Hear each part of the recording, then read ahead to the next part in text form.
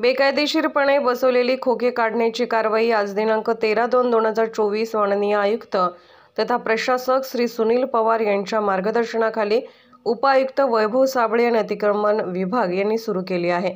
वारंवार सूचना देऊनही बेकायदेशीर खोकी हटवलेली नव्हती। माधवनगर रोड आरटीओ ऑफिस शेजारील बेकायदेशीर बसवलेली 4 खोकी आज जेसीबीच्या सहाय्याने काढण्यात आली आहेत। यापुढे ही कारवाई जोमात करण्यात येणार असल्याचे उपायुक्त श्री वैभव साबळे यांनी यावेळी सांगितले आहे। हर्बट रोड व अन्य रोडवरील अतिक्रमण करणारे फलक देखील काढून टाकले आहे।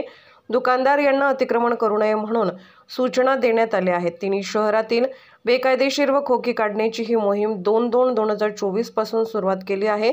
जी खोकी अधिकृत आहेत पण निश्चित केलेल्या मापापेक्षा जास्त आहे ती देखील यापुढे कारवाईसाठी पात्र होणार आहेत। ही कारवाई जोपर्यंत बेकायदेशीर खोकी काढण्यात येत नाही तोपर्यंत चालूच असणार आहे।